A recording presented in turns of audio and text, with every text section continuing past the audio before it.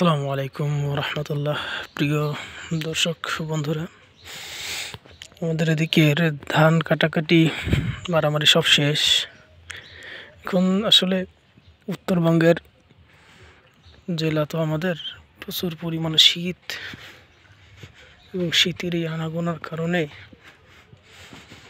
মানুষ আসলে এদিক সেদিক কোথাও যেতে পারতেছে না। দেখতে পাচ্ছেন আমি যেখানে দাঁড়িয়ে আছি, এখানে কিন্তু সর্বোচ্চ 100 পা গেলেই কিন্তু এখানে বাড়ি ঘর তো আছে, কিন্তু একটাও কিন্তু দেখা যাচ্ছে না। খুব সুন্দর করে দেখেন, একটাও কিন্তু দেখা যাচ্ছে না। খুবই কঠিন একটা অবস্থা।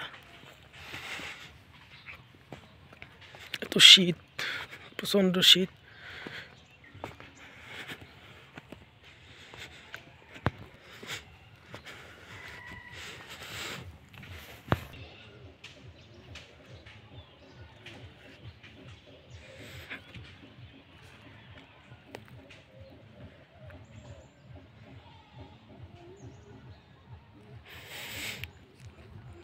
তো আমি ভিডিও দিয়েছিলাম এর আগে আপনাদের, কিন্তু একটা জিনিস দেখাইনি। দেখেন, এখানে কিন্তু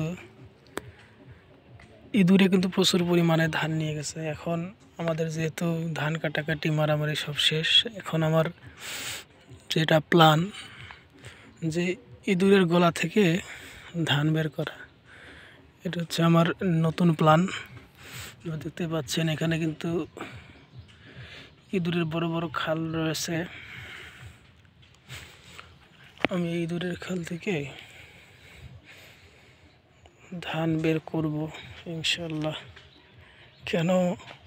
কারণ ইনশাল্লাহ বললাম কেন, যে এই যে ইঁদুরে ধানগুলো নিয়ে গেছে আমাদের প্রচুর পরিমাণে ক্ষতি করছে। দেখেন এখনও কিন্তু এখানে ইঁদুর আছে, কাঁচা মাটি এখনও তুলতেছে এখানে এই জায়গাটায়।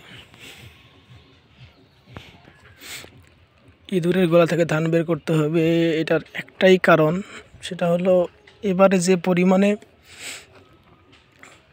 ধান, অর্থাৎ ধানের চাষাবাদ হয়েছে, তাতে কিন্তু কৃষকরা সন্তুষ্টজনক নয়। এবং এতে করে যতটুকু চাষাবাদ করা হয়েছে, ধান চাষ করা হয়েছে, এটা কিন্তু অনেক ক্ষতি হয়ে গেছে। ক্ষতি কোনটা? যে এখানে যে পরিমাণ অর্থ ব্যয় করা হয়েছে, সেই পরিমাণের অর্থ কিন্তু উঠে আসেনি।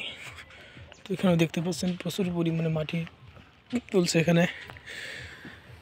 তো এখানে কিন্তু কাঁচা মাটি আছে, অর্থাৎ এখানে যদি আমি এই গর্তগুলো ভালো করে খুঁড়তে পারি, এখান থেকে ধান অবশ্যই পাওয়া যাবে। তো এটা হচ্ছে আমার পরিকল্পনা। তো দর্শক বন্ধুরা, যারা যারা ভিডিও দেখতেছেন, তারা কি মনে করেন? তারা যদি বলেন যে না ভাই, আপনার এই ইঁদুরের গলা থেকে ধান বের করাটা ভালো হবে, তাহলে আমি অবশ্যই বের করব। আর আপনারা যদি বলেন যে না, এখান থেকে বের করলে ক্ষতি হওয়ার সম্ভাবনা আছে, কিংবা ইঁদুরের হক নষ্ট হবে, তাহলে ভাই আমি বের করব না। কারণ এগুলো তো পশু পাখির হক। কিন্তু কৃষক হিসেবে যেভাবে ক্ষতি করছে কৃষকের, তাতে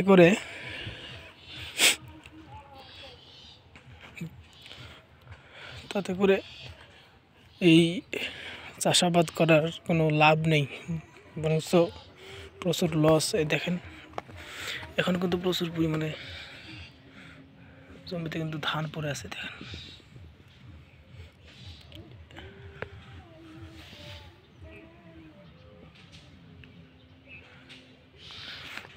দেখেন দেখাই আমাদের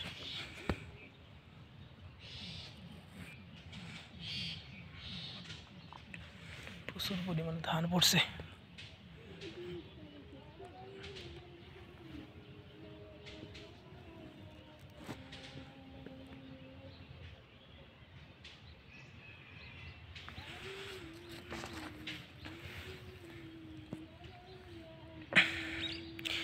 এরকম প্রত্যেকটা জায়গায়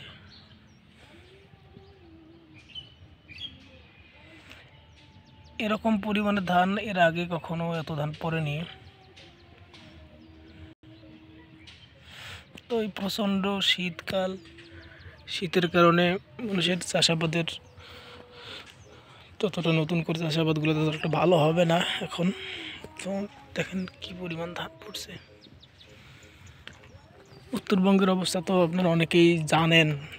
উত্তরবঙ্গের মানুষের জীবন আচরণ, জীবন চলা খুব একটা সহজ নয়। শীতের কারণে সবজি ক্ষেত নষ্ট হয়, আবার বন্যার কারণে ধানের চাষাবাদ নষ্ট হয়। তো এইভাবে উত্তরবঙ্গের মানুষের জীবন পরিচালিত হয়।